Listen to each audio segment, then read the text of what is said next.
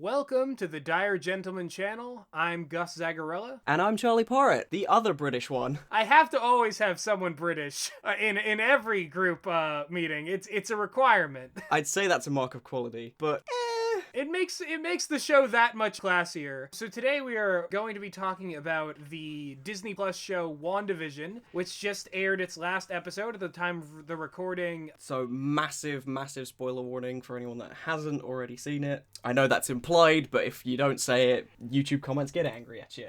They do get angry. It's like, okay, please, we're discussing all of WandaVision. If you haven't seen it, Why go are you here? right now. I am not just encouraging you to leave. I am telling you, get the hell out of my property. Go.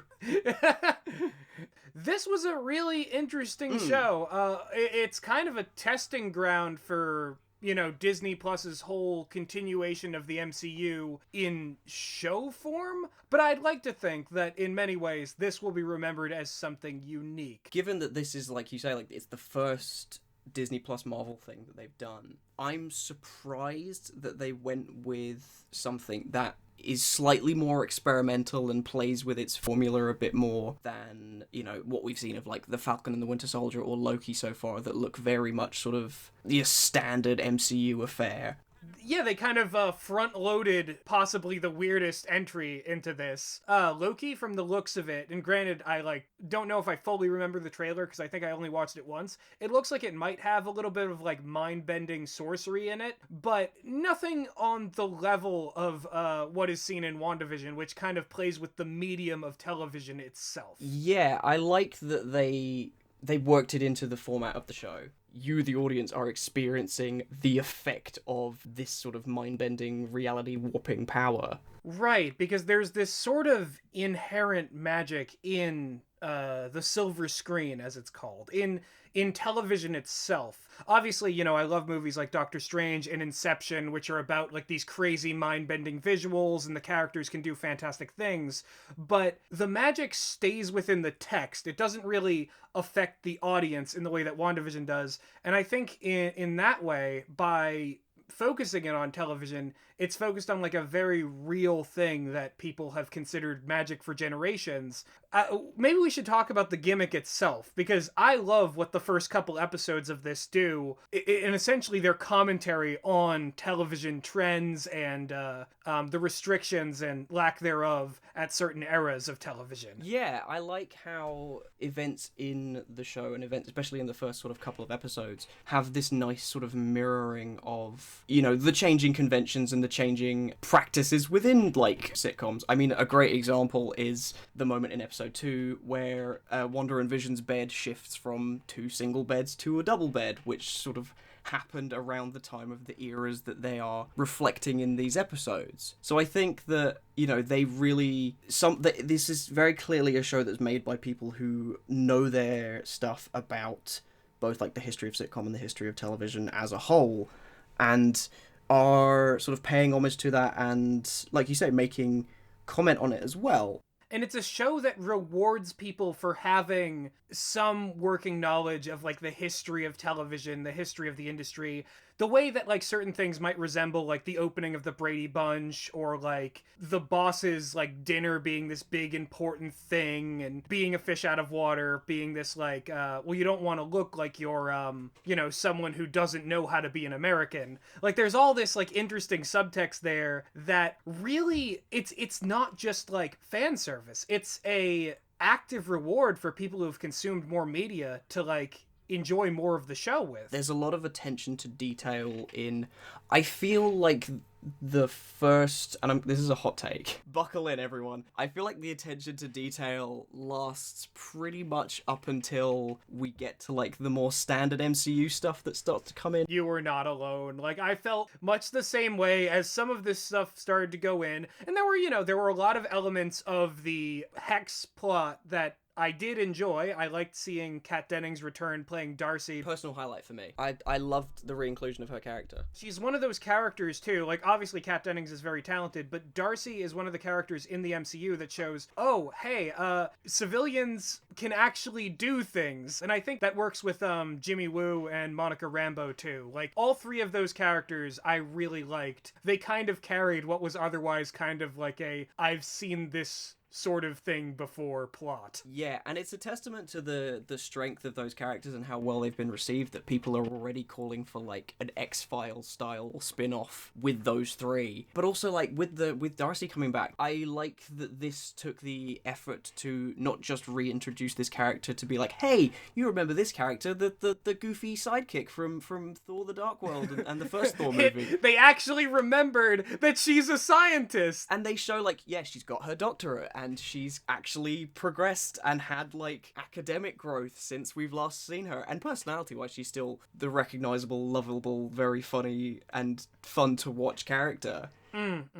But she's also like, she's not just stayed static. Oh, I think what also is great about, like, her and Jimmy Woo before Monica's introduced, because obviously Monica plays a big role in the show too, but I love how, like, essentially we see them watching WandaVision, and they're kind of like, it's almost like a cabin in the woods type scenario where, like... Yeah!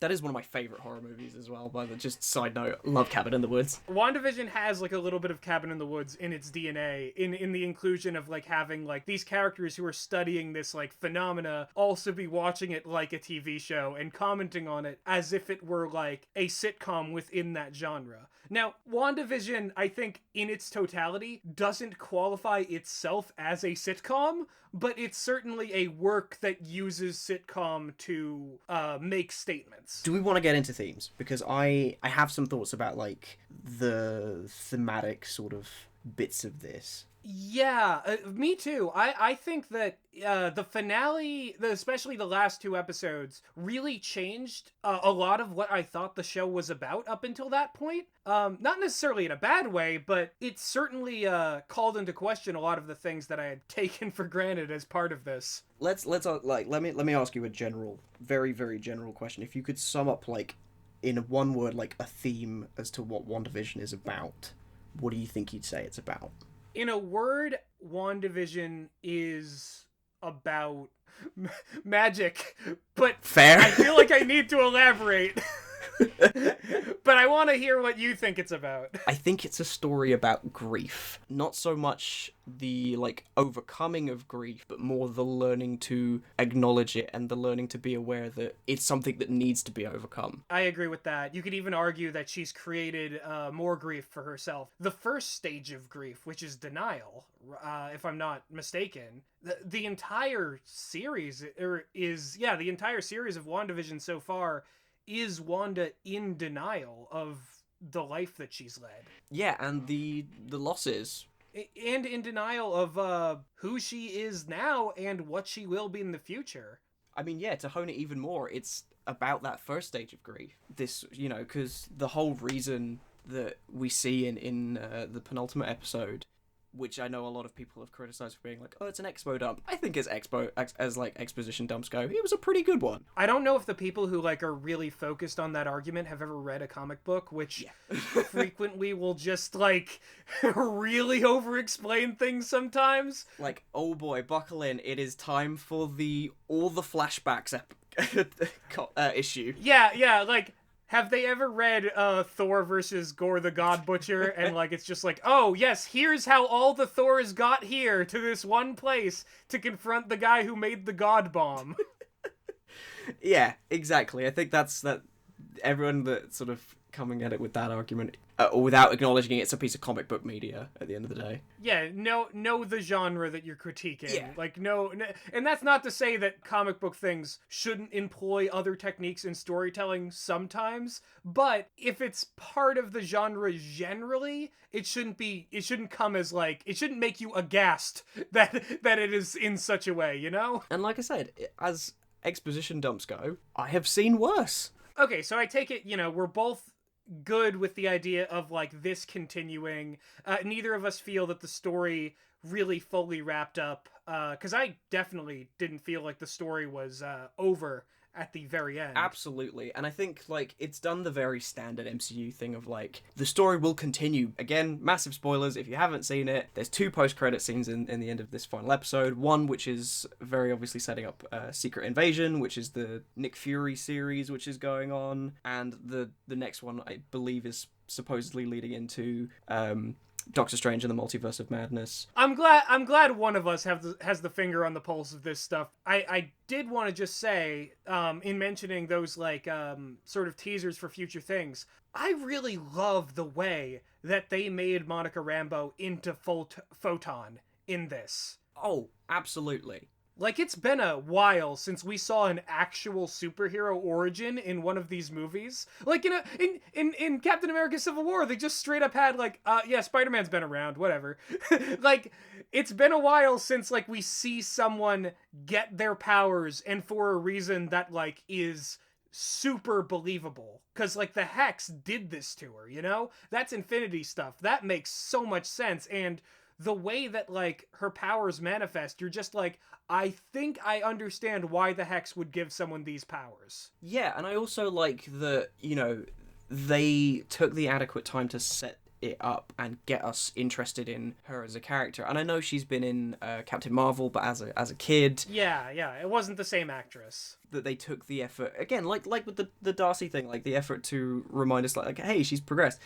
They did the same thing. You know, I mean, with all 3 of those, actually, with Darcy, with Jimmy Woo, and with Monica, they took the time to be like, yeah, you've seen these 3 characters before in whatever other form they've taken, but they've come a little bit further than that. Like, obviously, like, some of it's small with, like, the card trick, but with Monica, it's like, yeah, she begrudges Captain Marvel for not coming to visit her mum when she was dying, which is like, yeah, obviously you'd be upset about that, and quite rightly so. Can we quickly address just in comparison to these like fully fleshed out characters who work well together as like an ensemble team, can we talk about how like what a massive letdown Hayward is as like a villain? I think he is. I think at the end of the day, like, Hayward is a sideshow kind of villain. I'm so glad he wasn't the main villain. I'm so glad he wasn't the main threat. I remember seeing a thing before the finale dropped that was like one of the directors saying, like, people are going to be disappointed now that I've read the fan theories. Every fan theory was like, Hayward is Mephisto. This character is Mephisto. Mephisto's going to show up. We're certain of it. And I'm glad that didn't happen, because it would have just felt so out of left field and so egregious. Exactly. That would have been for, like, because look at the way, like, Hayward is acting. Look at the way he, like, runs this shit. Does that seem like a man who's, like, in control? Does that seem like a guy who's, like a smart schemer? The most clever trick he had up his sleeve was the one that was revealed last, and it's just the fact that he, like, doctored some security camera footage. This dude he would be the bad guy in a Jurassic World movie. But, like, yeah, exactly. It's like, you know, people are like, oh, he's Mephisto, he's this, he's that. But I think, like, not to get too comic lore heavy, but, like, Mephisto is the devil. Yeah. Like, yeah, Hayward was a dick, and they went out of their way to sort of remind us, like, hey, this guy is an asshole, but he's just a government guy who wants a weapon, which is, like, this new vision. But he's not doing anything remotely satanic. You know what's actually really funny? I believe he's introduced chronologically in the episodes at the same era that kind of stock military man bad guy was like a common threat in movies of the time, like late 70s to like through the 80s. Yeah, well, it's just after that, isn't it? In like the first time he appears in episode 4, the previous episode, you're right, is like the 70s era episode. Yeah, okay, so we'll give them that. That's like a freebie. That's like a free spot on the bingo sheet. Yeah, that's the only bit of foreshadowing they gave for Hayward and like what he was up to, is that hey, the 70s, bad military man. Bad military man villain. On we go. Exactly. Yeah. But yeah, apart from like the out of the Hex cast, I think within the Hex, we definitely have to give props to Agatha Harkness, the real villain. No, I loved. I think Catherine Ham was great, very charismatic as well, which is nice because a lot of the well, not a lot of the time. I think they've kind of got over this problem past like phase 2, maybe 3. But Marvel are like, oh yeah, we've got to give our villains personalities now. They managed to like give her a decent enough like backstory and motivation, and like what's also good is that she seems like she's someone who knows what she's doing. Which, like, a lot of these Marvel villains are just like, I'm so mad that I'm gonna do the thing! And then everyone in the universe is like, dude, don't do the... Big laser! Yeah, don't do the thing, Ronan! And Ronan's like, no, I'm gonna do the thing! And then Star-Lord's like, what if I fucking dance at you? And he's like, oh no, I can't do the thing anymore. Surface level, you can say, like, oh, it does the typical comic thing of, like, the villain is just a dark version of the hero. But, like you said, like, Agatha is way more competent than Wanda because she knows what she is and she knows her place in this universe and she knows what she's capable of. And Wanda doesn't really have a full scope on, like, her own abilities. She thinks she does, but she's now just learning there's more to it. Yeah, well, it's funny that you mentioned this whole idea of, like, Agatha knows her, like, place in the universe, because I actually have a pretty in-depth take regarding the entire show's themes that kind of revolves around Agatha herself. Hit me. Let's hear it. So, I know I've said this off mic, but it's worth bringing up. I feel like WandaVision is one of those shows that, more than any other part of the MCU or Marvel media since the Disney acquisition, that benefits from being a Disney property. I feel like the way it deals with the history of television, the charm, entertainment as a whole, and the idea that we're constantly moving towards new paradigms of entertainment, that's all very, like, Disney. And it being a Disney property lends a lot into that. And Agatha is also a very stock Disney character in a sense. She is the evil witch, the evil queen. That's a good point. I didn't even think of it like that, but that's such a good... I love that as a take. Bravo. I'm clapping, not wanking. Yeah. Oh, man, I didn't know it was that good of a take, Charlie. It's that good of a take. Oh, boy. Oh, jeez. But Agatha is very much a evil queen archetype, and that's what makes her, like, such an effective villain. She stands apart so much from the other parts of the show that are, like, a little bit more wholesome, and even from, like, the, you know, the military man sort of science fiction plot. She is a proper, like, witch from a time where, like, witchcraft was, like, persecuted, and she's also, like you said, mirror image of Wanda, who is also a witch and also powerful, and in a sense is also got shades of that whole evil queen villain thing, though she doesn't want to admit it. I spent a lot of this series thinking that Wanda was the main villain. I think it's the scene in, like, I think the 5th episode or so, where she sort of walks out of the Hex in front of all the soldiers, and I was like, oh, hang on, is this show gonna go that route, that this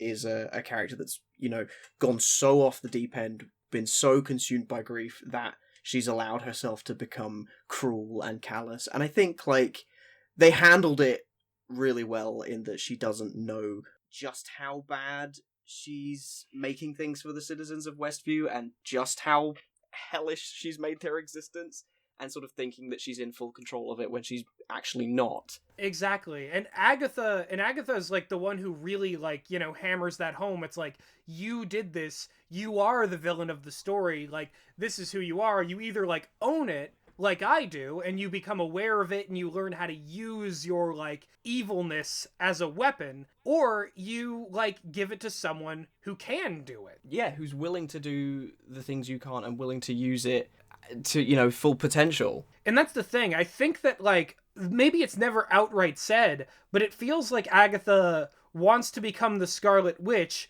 or at least prevent the Scarlet Witch from, like, appearing in this world by suppressing it. I agree. I think that's very, like, heavily... I think it is even stated in the finale, like, or it's very, very, like, heavily implied that that's what's going on. I don't think there's a way you can miss that. Exactly. And, you know, it's also, like, if you do miss it, what you conclude is that she's someone who just wants power, and she wants that power in particular. Is that not reflective of, like, what the evil queen archetype represents? It's this complete dominance over, like, everything through essentially, like, as a as friend of the channel Jordan B. Peterson would say, chaos. Chaos magic, Wanda. It's chaos. Disclaimer, just so that I don't get any weird lobster fans. I think Jordan P. Peterson is a hack and he's a pseudo-intellectual fraud, but I do think in the context of talking about archetypes and going back to Jungian archetypes, it's worth noting that these archetypes do exist in media because they got popularized, and I would say that WandaVision as a whole, it deconstructs what we think of the evil queen, or at least it almost does. Unfortunately, despite there's this conversation about Wanda and Agatha not being too different, and about the evil queen, quote unquote, not being necessarily a purely malevolent being and may in fact be an agent of change that can do good things, that kind of ends up going out the window when the hex is just entirely collapsed and status quo is returned to this part of the world. I mean, honestly, I kind of saw it coming. You know, I did sort of think, like, I did kind of expect, like, there will be a very neat sort of wrap up and everything will return to normal. There will be some changes that carry over, but for the most part, everything is going to go back to how it was. We're just going to have a few characters and a few things recontextualized for us. You know, like Wanda's powers and the Vision, you know, maybe coming back in the form of White Vision. Oh, that was a good scene, by the way. The whole, like, discussion of the Ship of Theseus and how it was this conversation between... Because Vision has always, like, from the beginning, even in Ultron, whereas in Ultron it's a little more navel-gazy, Vision has always been a very philosophical character. So to see a conversation between two Visions coming to some kind of conclusion where one actualizes and decides to leave and the other accepts unreality and eventually his own oblivion, I think that was really interesting. And it happens in a library because it's a smart scene. Get it? For smart people. They're intelligent. They're clever robot men. No, but you're right though, and I think, like, it very nicely offsets the thing I was talking about earlier of Agatha being like a mirror of Wanda. I mean, you literally have two Visions in this series. You know, there's two of them. They are the same, and I like that rather than it being like two grudge matches that end in a massive display of power, that they chose to do, like you say, this different, interesting, more philosophical battle between these two characters, or these two versions of the same character, however you want to look at it. You're right, because neither one is decided by, like, an all-out slugfest, which, for me, I think is, it's the one and only, like, real flaw that I saw in, like, Black Panther, where the pre-constructed CG fight had to end in them just duking it out, rather than talking through the actual really interesting global political subtext of the movie. But that actually didn't end up happening here, because the Vision thing, as we just mentioned, is like this, like, whole thing with, like, identity. Who is the real Vision? Is it important that, like, Vision in some way survives in this strange rebirth where body and soul meet? And then Agatha versus Wanda is instead a battle of, like, well, who's really in control, and, you know, who is going to essentially be accepting themselves and all they are. The fact that Wanda also wins but also loses as well is a really nice touch, and I don't think we've mentioned that yet. I kept waiting for something to protect those kids or save those kids, but no, that didn't happen. It was just the real dark moment of just, these people will no longer exist. Yeah, and not only that, but, like, even the sort of walk of shame that Wanda has to do, where she's getting glared at by these people whose lives she sort of toyed with to avoid confronting her own grief. Like, they're not turning around to her and saying, like, oh, you know, we know we understand you. You were only trying to, deal with like having lost your brother and your home and the love of your life. No, they abhor what she's done because they've been put through it. And like one of them even says like, we have your nightmares. So like they've been made to feel as bad as she does.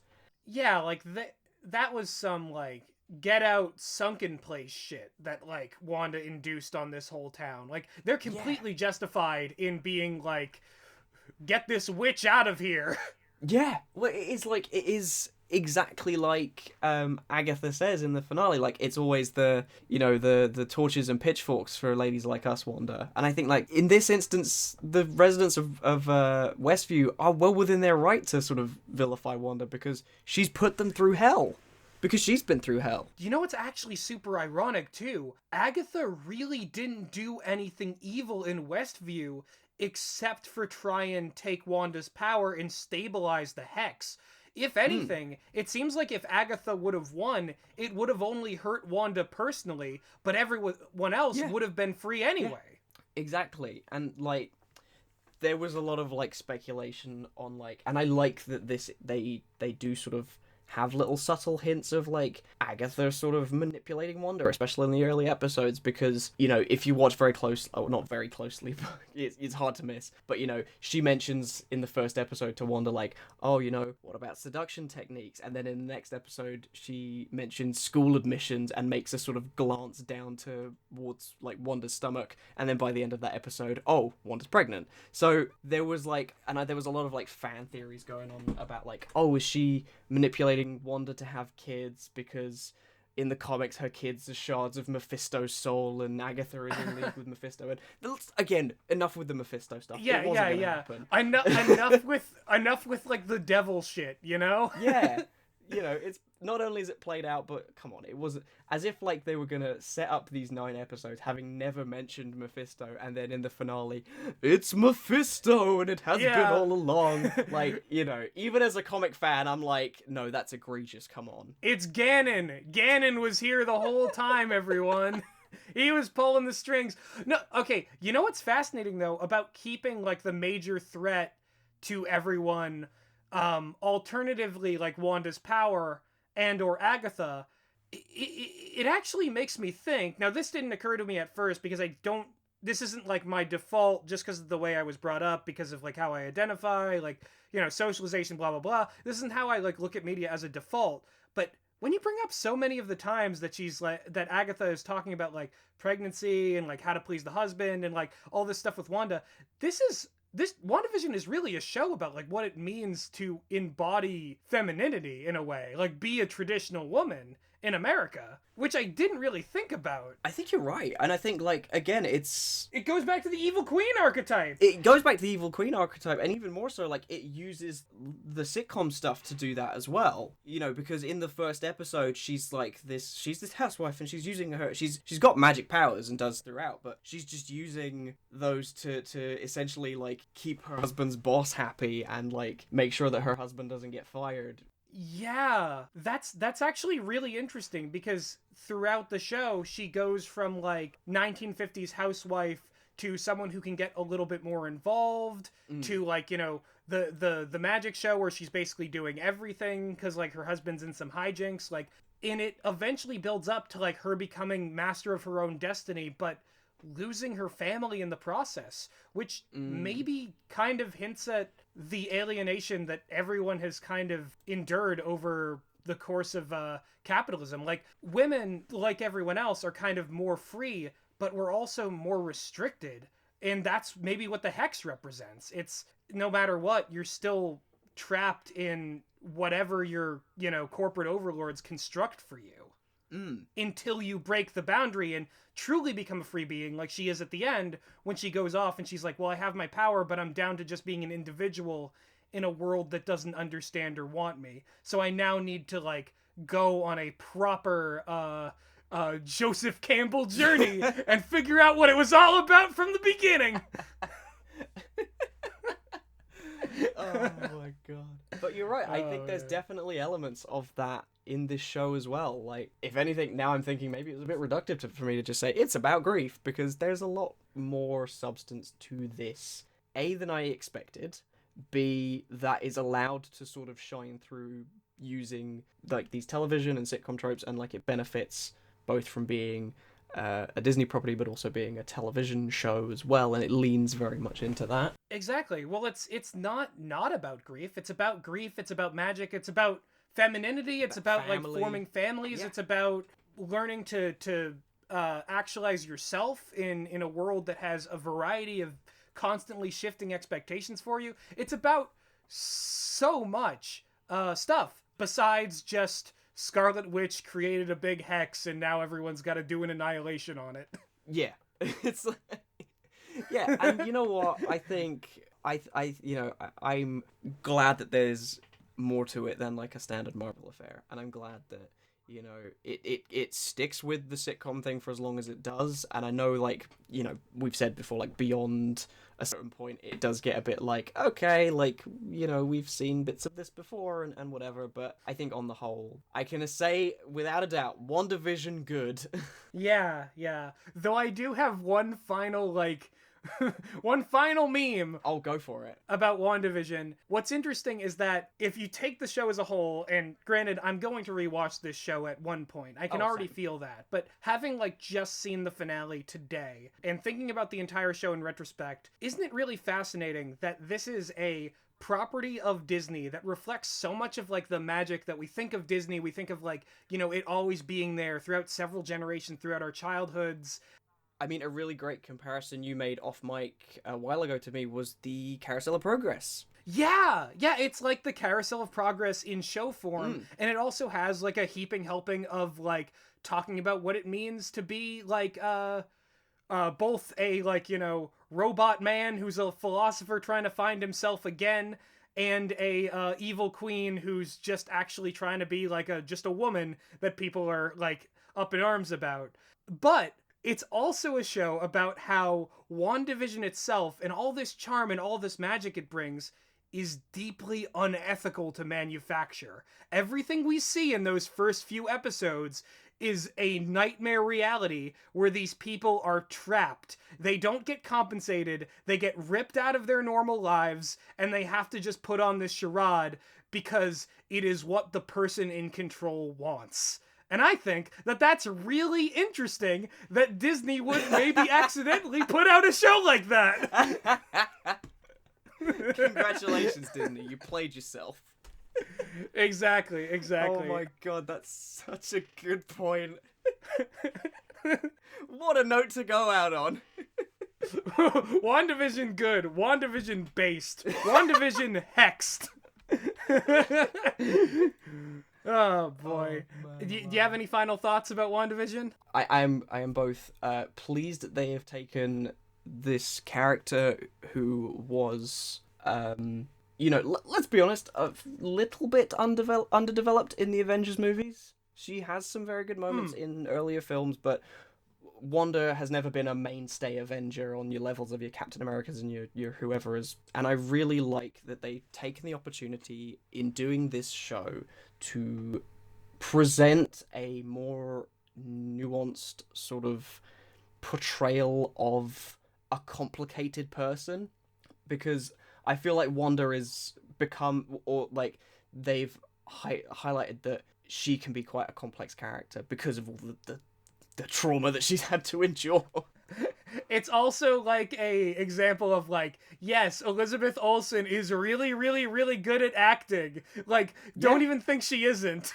Oh man. And that about covers the gambit there. Yeah, so I hope for all of you at home that tided you over until the next MCU in Hell. Oh, we will MCU in Hell. We'll MCU in Hell very soon. So, stay tuned, everyone. And just remember, babies. Where did that come from?